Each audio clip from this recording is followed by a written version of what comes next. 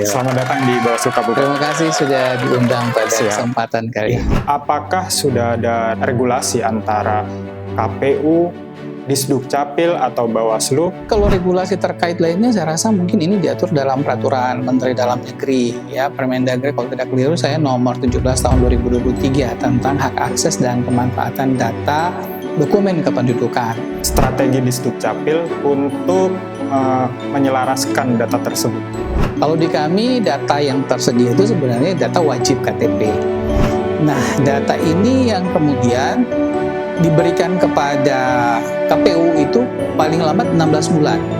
Nah, pergerakan data ini kan dinamis ya. Orang penduduk itu kan dia berpindah tempat itu kapan saja dia mau dan itu dilindungi oleh undang-undang.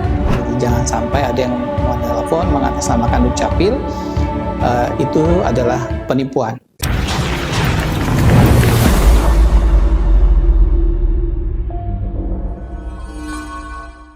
Assalamualaikum warahmatullahi wabarakatuh. Waalaikumsalam warahmatullahi wabarakatuh. Selamat datang kembali sahabat Bawaslu di podcast Orasi, obrolan demokrasi Bawaslu Kabupaten Gorontalo, suara yang menyapa hati para pejuang demokrasi demi pemilu yang jujur dan adil. Kembali lagi dengan saya, Fawaid Fiat, yang akan menemani sahabat-sahabat Bawaslu kali ini di episode keempat, yang mengangkat tema akurasi data pemilih berkelanjutan, peran Disdukcapil dalam menjaga suara pemilu dan pemilihan.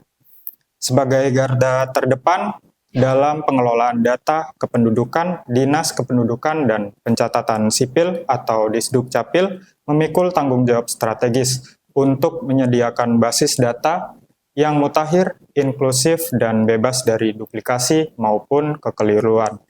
Namun, berbagai tantangan seperti dinamika kependudukan, mobilitas, dan perubahan administratif wilayah menuntut pendekatan yang tidak hanya reaktif, tetapi juga proaktif dengan memanfaatkan teknologi dan kolaborasi lintas sektoral. Lalu, apa saja upaya berkelanjutan yang dapat dilakukan untuk menjaga keakuratan data pemilih, serta bagaimana peran kita bersama dalam mendukung proses tersebut, akan dibahas secara tuntas pada episode kali ini. Dan telah hadir bersama kita Bapak Muhtar Taufik Saleh Nuna, selaku Kepala Disdukcapil Kabupaten Gorontalo. Apa kabar Bapak? Baik, Alhamdulillah. Gimana kabarnya? Alhamdulillah. Sehat ya? Alhamdulillah. Selamat datang di Bawaslu Kabupaten. Terima kasih sudah diundang pada kesempatan kali ini. Terima kasih Bapak. Untuk pertanyaan pertama ini Pak, sebelum masuk ke inti pertanyaannya, saya ingin menanyakan terkait untuk membuka diskusi. Apakah sudah ada regulasi antara KPU, Disdukcapil atau Bawaslu terkait administrasi kependudukan yang secara spesifik mengatur kolaborasi antara beberapa lintas institusi ini? Ya, baik. Jadi sahabat Orasi sekalian, untuk Dinas Kependudukan dan Pencatatan Sipil Kabupaten Gorontalo ini kita secara vertikal melaksanakan tugas dan pokok di bawah kendali dari Direktorat Jenderal Kependudukan dan Pencatatan Sipil Kementerian Dalam Negeri. Nah, hubungannya dengan pemilu dalam Undang-Undang Nomor 24 Tahun 2013 tentang Administrasi Kependudukan itu memang secara implisit disebutkan bahwa data kependudukan yang digunakan untuk semua peruntukan itu adalah data yang dikeluarkan oleh kementerian yang mengurusi pemerintahan dalam negeri atau Kemendagri. Dalam hal ini adalah data yang dikeluarkan oleh Dukcapil. Dan pemanfaatan daripada data kependudukan itu disebutkan juga dalam undang-undang, itu adalah pertama untuk pelayanan publik, yang kedua untuk alokasi anggaran, yang ketiga untuk pembangunan demokrasi juga, ya. Kemudian yang keempat juga ada termasuk di situ untuk kepentingan hukum seperti itu ya.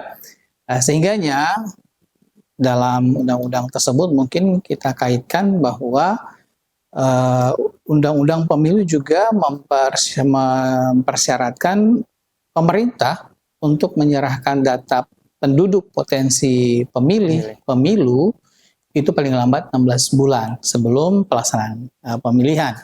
Sehingga kalau kita lihat tadi keterkaitannya cukup erat. Undang-Undang 24 di situ disebutkan salah satu manfaat daripada data kependudukan adalah untuk pembangunan demokrasi. Kemudian di Undang-Undang Pemilu disebutkan bahwa pemerintah, dalam hal ini Kementerian Dalam Negeri, Direktorat Jenderal Kependudukan dan Pencatatan Sipil itu wajib menyerahkan DP4 itu 16 bulan paling lambat sebelum pelaksanaan atau hari H pemilihan umum.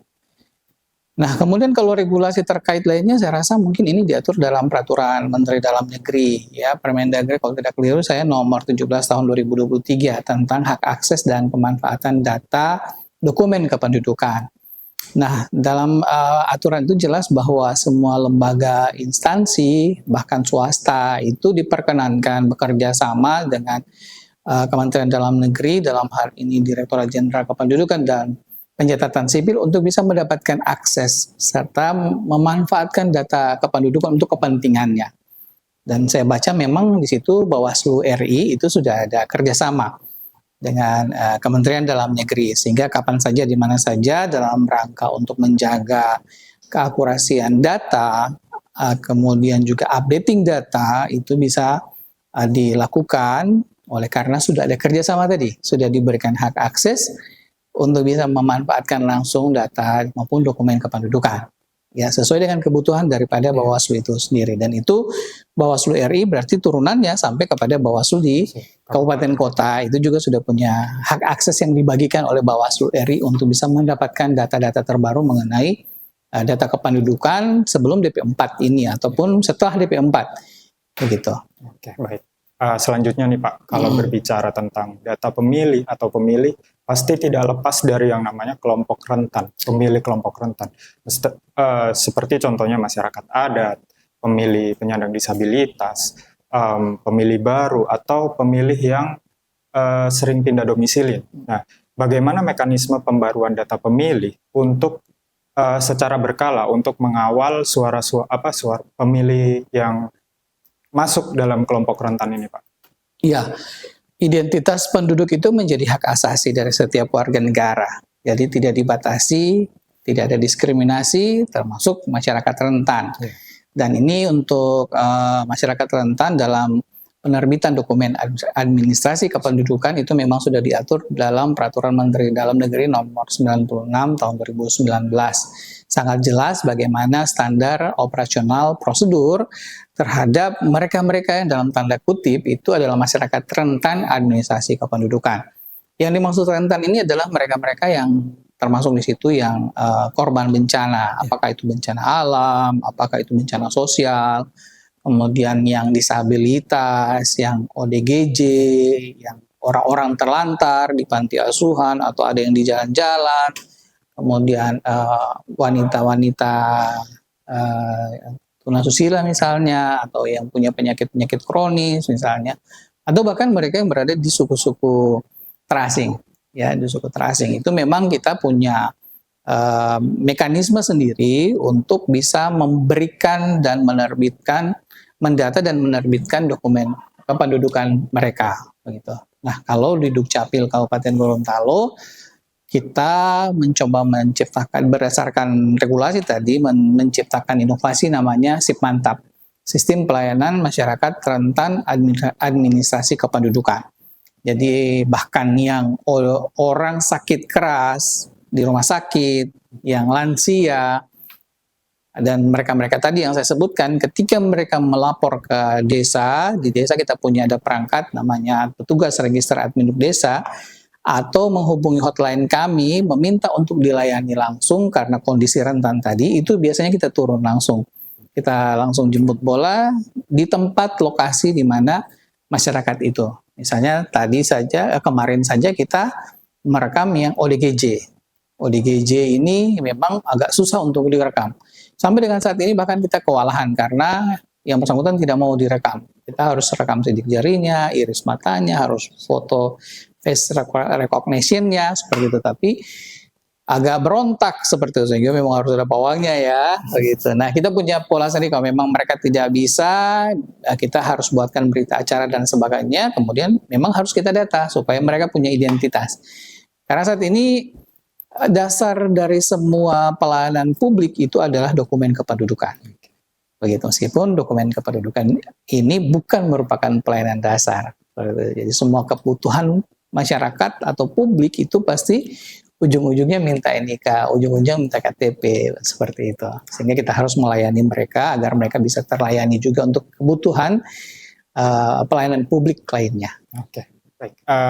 Seringkali ini ada perbedaan data ini Pak antara data jumlah kependudukan dan pada Disdukcapil dan data jumlah pemilih DPT.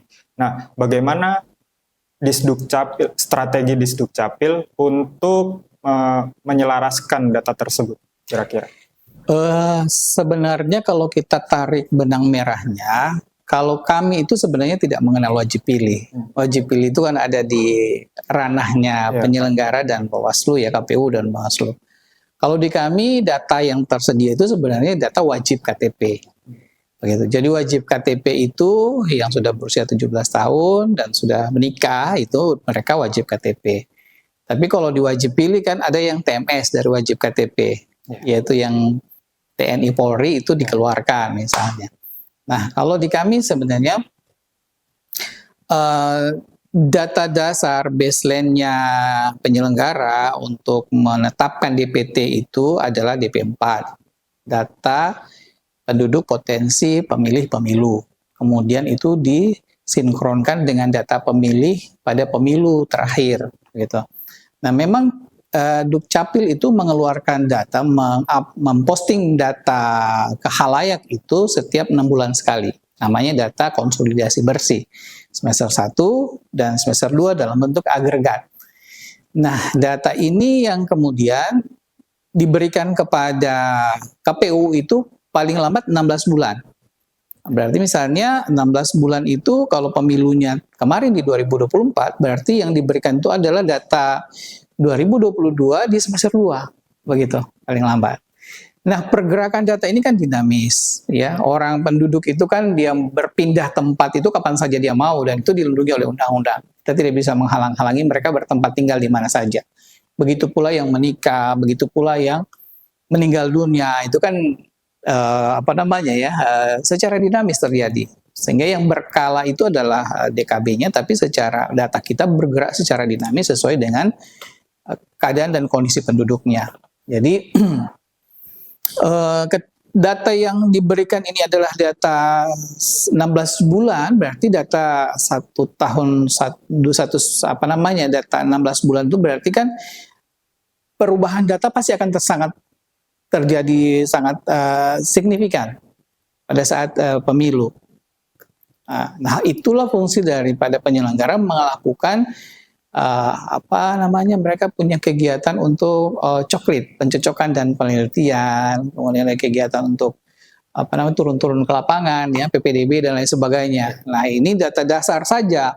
Nanti dari data dasar itu kemudian mereka turun lapangan ditemukan apakah dalam data ini ada yang sudah meninggal dunia kah, ada yang sudah berpindah tempat, begitu. Kemudian juga ditemukan orang-orang yang sudah berusia 17 tahun pada saat itu, tetapi dalam DPT itu belum ada. Itu kemudian dimasukkan oleh teman-teman dari penyelenggara. Sehingga itu kenapa disinkronkan dengan data pemilih terakhir. Berarti kan itu DKB, kemudian data pemilih terakhir itu sebenarnya sudah matching datanya. Nah, kalau untuk menjaga keakurasian datanya, itu kita melakukan penerbitan dokumen administrasi kependudukan itu secara tertib sesuai dengan peraturan perundang-undangan yang berlaku sehingga tidak akan terjadi kesalahan data, manipulasi data yang akan bisa menyebabkan permasalahan-permasalahan yang terjadi dan mungkin akan terkait dengan pelaksanaan pemilu karena datanya dari Dukcapil seperti itu. Oke, baik. Selanjutnya ini Pak, tadi sudah membahas tentang kelompok rentan. Kemudian sekarang kita beralih ke wilayah-wilayah yang rawan. Nah, kira-kira nih Pak, apa yang tantangan terbesar di Dukcapil dalam menjaga akurasi data pemilih di daerah-daerah terpencil, perbatasan, atau wilayah rawan konflik? Jadi kalau kami di Kabupaten Gorontalo ini ya, kita kan tahu bahwa kecamatan kita ada 19, desa kelurahan kita ada 205.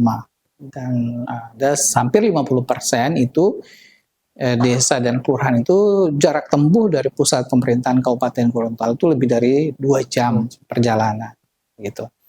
Nah, memang untuk menjaga keakurasian data dan juga untuk bagaimana kita bisa memberikan pelayanan prima kepada masyarakat, semua masyarakat bisa mendapatkan dokumen administrasi kependudukan, ya, bukan tiba akal, nanti saat mereka butuh baru kemudian mereka dapatkan, tapi memang sejak awal ketika mereka sudah berusia 17 tahun, ayo coba langsung direkam gitu.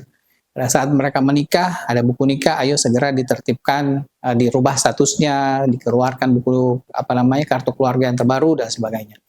Nah, untuk menjangkau ke Kabupaten Gorontalo, tempat Dinas Kependudukan dan Pencatatan Sipil berada itu memang agak yang pertama pasti membutuhkan waktu karena jarak tempuh yang cukup jauh. Kemudian membutuhkan juga biaya, ya kan? Di satu sisi kadang-kadang masyarakat punya aktivitas yang tidak bisa ditinggalkan.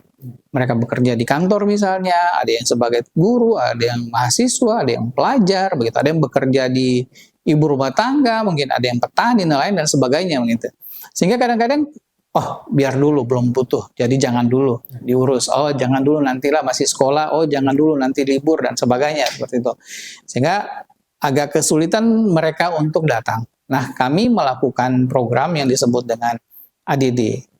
ADD itu adalah Adminduk dari desa. Jadi kita dari tahun 2022 sudah membuat MOU dengan Dinas PMD untuk bagaimana masing-masing desa kelurahan itu bisa mengangkat seorang petugas register Adminduk yang nanti mereka tugasnya adalah untuk menerbitkan dokumen administrasi kependudukan serta menertibkan data kependudukan yang ada di desa dan kelurahan. Di samping juga mereka mengerjakan pekerjaan lain yang dibebankan oleh kepala desa ataupun lurah, begitu. Sehingga dengan demikian sejak saat itu kita membagi pelayanan itu sampai ke tingkat desa dan kelurahan. Nah, yang lebih tahu mengenai kondisi masyarakat itu tentu adalah pemerintah yang berada di ujung tombak, yang terdepan, yaitu kepala desa dan juga lurah ya. Nah, sehingga dengan mereka menjadi petugas register Adminduk, otomatis mereka tidak akan mengeluarkan data yang sembarang, data yang tidak sesuai. Pasti akan dilakukan validasi sebelumnya oleh teman-teman di desa. Nah, mereka akan dilayani di kantor desa, dokumen kependudukan juga diterbitkan di kantor desa atau kelurahan tanpa harus datang ke kantor Dukcapil, seperti itu. Baik Pak, untuk keterlibatan masyarakat sendiri atau akademisi mungkin dalam mengawal akurasi data pemilih itu bagaimana? Atau apakah ada ruang crowdsourcing atau pelaporan kesalahan data dan dari warga secara langsung? Ya, kalau kami saat ini juga kita punya inovasi yang disebut dengan PAK MTSN, Pelayanan Administrasi Kependudukan melalui media siaran langsung. Jadi kita siaran langsung di TikTok, siaran langsung di Facebook, di YouTube, begitu. Jadi kita memberikan pelayanan kepada masyarakat, juga membuka ruang kepada masyarakat untuk bertanya. Ketika ada permasalahan yang dilaporkan, perbaikan data dan lain sebagainya, jadi akan langsung kita eksekusi pada saat itu. Jadi kalau persyaratan lengkap dan terpenuhi sesuai dengan ketentuan, saat itu juga kita proses tanpa harus datang ke kantor desa, tanpa harus datang ke kantor Dukcapil, gitu. Jadi bisa langsung kita eksekusi. Termasuk juga pada saat coklit yang dilakukan oleh teman-teman KPU, itu para panitia pemutahiran data, ya. Itu memanfaatkan inovasi kami siaran langsung ketika mereka jumpai di lapangan ada permasalahan. Kan pada saat coklit itu harus menggunakan secara asas de jure. Kalau pemilu sebelumnya itu secara de facto. Jadi menemukan ada yang baru pindah langsung dimasukkan dalam DPT, ada yang sudah meninggal meskipun cuma berdasarkan pernyataan dari orang yang ditemui, dijumpai atau pemerintah setempat sudah meninggal langsung dicoret dari daftar. Tapi kalau pemilu terakhir ini 2024 itu sudah beralih kepada asas de jure. Jadi harus berdasarkan dokumen kependudukannya. Kalau dia pindah mana KTP-nya? Kalau dia meninggal mana akta kematiannya? Seperti itu. Sehingga dengan demikian harapannya pada saat DP4 pada pemilu berikutnya, itu yang sudah meninggal, yang sudah ada akta kematiannya, itu otomatis akan keluar dari DP4. Gitu. Yang sudah pindah, sudah ada KTP-nya, otomatis akan keluar juga dari DP4 pada pemilu berikutnya. Yang terjadi kemarin-kemarin itu banyak yang kok bisa datanya berbeda ya. Karena seperti tadi eksekusinya adalah dengan menggunakan de facto. Pun ada de jure tetapi hanya berdasarkan surat keterangan dari pemerintah setempat. Misalnya surat keterangan kematian dari kepala desa. Itu langsung bisa di TMS-kan oleh teman-teman penyelenggara misalnya. Tapi dalam DP4, karena basis lainnya adalah DP4 yang dikeluarkan oleh Dukcapil, meskipun sudah ada surat keterangan kematian dari kepala desa, data namanya masih tetap ada dalam DP4, begitu. Dia sudah pindah, kalau belum ada KTP-nya dari Dukcapil, namanya masih tercatat di desa itu, begitu. Atau yang masuk kemari ke desanya tetap tidak ada di daftar Dukcapil karena pada saat coklit itu tidak menggunakan data Dukcapil. Sedangkan data Dukcapil itu menjadi dasar daripada penyelenggara untuk menetapkan DPT pada pemilu berikutnya. Nah, itu memang matchingnya mungkin ketemunya di situ ya. Mudah-mudahan dengan berdasarkan de jure pada pemilu berikutnya, ini mungkin ada data yang keliru itu tinggal beberapa persen saja karena sudah pergerakan datanya sudah menggunakan data dari Dukcapil. Baik Pak. Selanjutnya berbicara tentang teknologi, pasti di masa sekarang lah pasti menjadi tumpuan lah istilahnya. Nah, tapi kan pasti menimbulkan tantangan-tantangan baru ini Pak. Bagaimana Disdukcapil mengantisipasi manipulasi data seperti pemilih fiktif dengan bantuan teknologi? Dari bagaimana prinsip perlindungan data pribadi diharapkan saat berbagai data antar lembaga? Ya, jadi kalau mengenai pemilih fiktif mungkin itu ada di ranah penyelenggara dan Bawaslu ya. Jadi mungkin kita masuk ke data kependudukan ya. Jadi kalau untuk pengamanan data ini kita sudah menggunakan ISO. Jadi Bawaslu bekerja sama dengan Dukcapil itu persyaratannya harus menggunakan VPN. Tidak boleh menggunakan internet umum ya, tapi harus menggunakan VPN internet pribadi sehingga memang keamanan datanya dijamin, tidak bocor, tidak dihack dan lain sebagainya. Yang kedua, instansi maupun lembaga itu harus punya ISO pengamanan data. Jadi harus di ISO-kan dulu, baru boleh ada kerjasama. Gitu. Jadi setelah ada ISO, baru itu kemudian akan keluar SK-nya, kemudian juga ada juknisnya, kemudian diberikan user dan password untuk bisa mengakses data dan dokumen kependudukan. Nah, ke depan ini sebenarnya untuk mengantisipasi ada yang tidak punya KTP dan lain sebagainya, kita untuk teknologi juga sudah merambah ke arah sana. Untuk KTP kita sudah menggunakan KTP digital. Jadi ada namanya identitas kependudukan digital. Dan ini juga sudah di-cover, bisa digunakan pada saat masuk ke dalam TPS. Ya, selain tadi ada KTP, ada biodata, juga bisa menggunakan namanya identitas kependudukan digital. Nah, identitas kependudukan digital ini bertransformasi dari yang sebelumnya hanya ada KTP, sekarang sudah ada di dalam, ada kartu keluarganya, sudah ada akta kelahirannya. Kemudian yang paling penting juga di situ sudah ada layanan langsung masyarakat mendapatkan dokumen administrasi kependudukan tanpa harus datang ke Dukcapil, begitu di aplikasi ini. Nah, saat ini memang kita sementara gencar-gencarnya ya, karena ke depan untuk SPBE pemerintah nanti akan menjadikan IKD ini sebagai persyaratan untuk bisa mendapatkan layanan publik, terutama untuk bantuan-bantuan, pendidikan, ya, dan layanan publik lainnya. Jadi harus bisa menunjukkan atau menggunakan IKD, begitu. Nah, kita sekarang sementara gencar untuk aktivasi IKD. Saya juga menghimbau kepada seluruh warga masyarakat jangan sampai terperdaya dengan oknum yang mungkin punya niat tidak baik. Tadi malam saya baru ditelepon salah satu warga yang mempertanyakan kebenaran. Ada yang telepon ke yang bersangkutan menyebutkan dirinya sebagai staf dari Dukcapil, dan kepentingannya adalah untuk mengaktifkan identitas kependudukan digitalnya dalam handphonenya.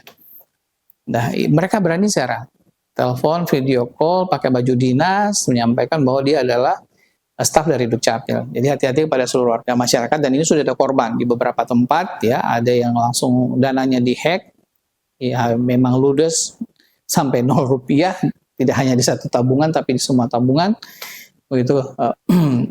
Karena pada saat mereka melakukan aktivasi itu, mereka akan membagikan link, dan link inilah yang menjadi sarana mereka untuk mencuri atau mengambil uang yang dimiliki oleh korbannya gitu. Sehingga pada masyarakat Dukcapil itu tidak pernah melakukan hubungan by telepon langsung kepada masyarakat yang belum memiliki IKD.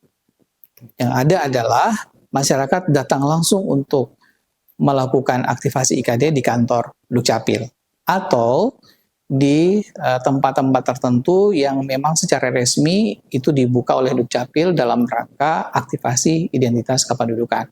Jadi jangan sampai ada yang mau telepon mengatasnamakan Dukcapil, itu adalah penipuan. Yang benar adalah masyarakat datang untuk melakukan aktivasi di kantor Dukcapil, atau ada nomor telepon staf kami yang memang sudah kita bagikan yang memang khusus untuk bertugas melakukan aktivasi. Dan aktivasi IKD ini hanya dilakukan pada saat jam dinas. Di luar jam kantor itu kita tidak lakukan aktivasi karena itu harus melalui sistem. Sistem kita di luar jam dinas itu dimatikan. Jadi kalau ada telepon malam atau di hari libur berarti itu adalah penipuan. Oke. Untuk pertanyaan terakhir ini Pak, kira-kira Disdukcapil sendiri apakah memilih indikator dalam menyediakan data pemilih yang akurat? Dan adakah evaluasi pasca pemilu tahun 2024 yang bisa dijadikan dasar untuk perbaikan pemilu dan pemilihan selanjutnya? Iya. Jadi kalau setelah pemilu ini, kita memang oleh KPU itu ada pemutahiran data pemilih berkelanjutan dan sudah termasuk Dukcapil di dalamnya. Kita mengambil data terakhir pemilu yang ditemukan oleh teman-teman KPU. Jadi pada saat coklit mereka menemukan ada masyarakat yang sudah meninggal dunia, ada masyarakat yang sudah pindah, ada masyarakat yang tidak ditemukan di tempat, tidak diketahui identitasnya. Data itu sudah kami minta. Jadi kita sudah melakukan cross-check di lapangan. Melalui petugas register desa, kita minta ini data tolong clearkan. Kalau memang misalnya sudah meninggal dunia seperti data KPU, maka segera terbitkan akta kematian melalui persyaratannya adalah surat keterangan kematian yang dibuat oleh pemerintah desa. Kalau sudah pindah, dicocokkan datanya dengan data yang ada di petugas masing-masing. Jadi kita berharap bahwa data temuan pada saat coklit maupun pada saat hari H pengantaran undangan dan lain sebagainya itu yang ditemukan oleh KPU masyarakatnya sudah kami minta, dan itu kita cross check langsung di lapangan. Dan kita juga bisa untuk menonaktifkan NIK. Jadi kita akan nonaktifkan NIK masyarakat yang tidak ditemukan atau tidak dikenal, agar supaya nanti ketika mereka akan menggunakan NIK-nya, itu akan terbaca di instansi lembaga itu NIK-nya tidak aktif. Dengan sendirinya mereka akan datang melapor ke Dukcapil, nanti kita akan cross-check datanya, kalau memang masih hidup atau memang sudah pindah dan sebagainya, maka kita akan perbaiki datanya, kemudian kita aktifkan kembali NIK-nya. Jadi itu mungkin ke depan langkah kami untuk lebih memvalidkan data untuk pemilu berikutnya. Baik, terima kasih Bapak. Terima kasih, sama-sama. Jangan bosan-bosan datang. Oh iya, kalau diundang lagi saya datang lagi. Baik, siap. Terima kasih. Segitu sahabat Bawaslu dari perbincangan bersama Bapak Mukhtar Taufik Saleh Nuna. Kita belajar bahwa akurasi data pemilih bukan sekedar untuk administratif, melainkan fondasi utama demokrasi yang sehat dan adil. Menjaga data yang akurat membutuhkan kerjasama Disdukcapil, KPU, Bawaslu, pemerintah daerah, dan tentu saja partisipasi masyarakat. Teknologi membantu, tetapi kolaborasi dan kesadaran publik adalah kunci. Mari jadikan momen ini sebagai pengingat bahwa setiap suara berharga dan setiap data yang benar adalah bentuk perlindungan hak konstitusional warga negara. Terima kasih atas perhatian dan semangat kolaborasinya. Sampai jumpa di episode selanjutnya. Salam awas. Wassalamualaikum warahmatullahi wabarakatuh. Waalaikumsalam warahmatullahi wabarakatuh.